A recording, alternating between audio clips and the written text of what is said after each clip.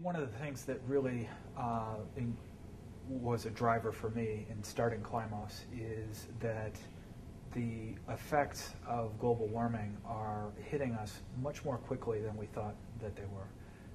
In 2003, 2004, the prediction for when the effects of global warming might eliminate the old Arctic ice cap in the summer was 2070, approximately.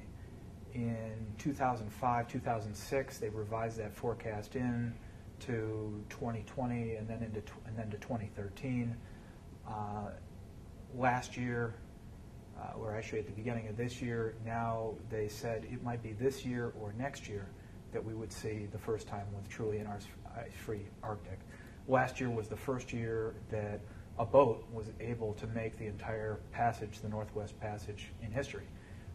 So they drove through what had previously been completely iced over.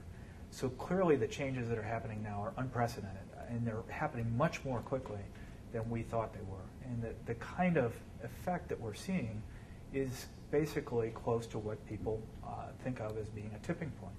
Something where we are pushing the system past a point where it will start to accelerate away from us towards a warmer regime. And I think that that's a completely unknown territory, and it really means that the program of just pursuing emissions reduction simply is not enough. We need to look at ways that we might act now to pull CO2 out of the atmosphere, or we may even have to look at more extraordinary things to try to keep sunlight from hitting the surface of the planet, or more extraordinary geoengineering approaches. This year, the 13 largest national academies of science from the G8 plus the other large 5 economies issued a joint statement calling for immediate aggressive action on emissions reductions and climate, and calling for us to start looking at geoengineering approaches, which was unprecedented for scientists of that caliber to say, wow, this is really getting away from us. So there's a lot of very serious people looking at these.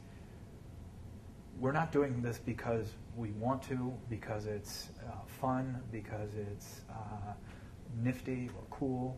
We're looking at this because we think we're in a situation that's more serious than we reckon for. And I think the great thing is that we have some really serious people looking at these. These are extraordinary scientists. Nobody's going to run out tomorrow and push the button and do this globally.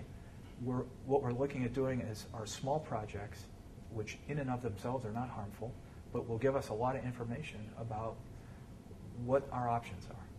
And I think it's great that we have the talent and the capability to even ask some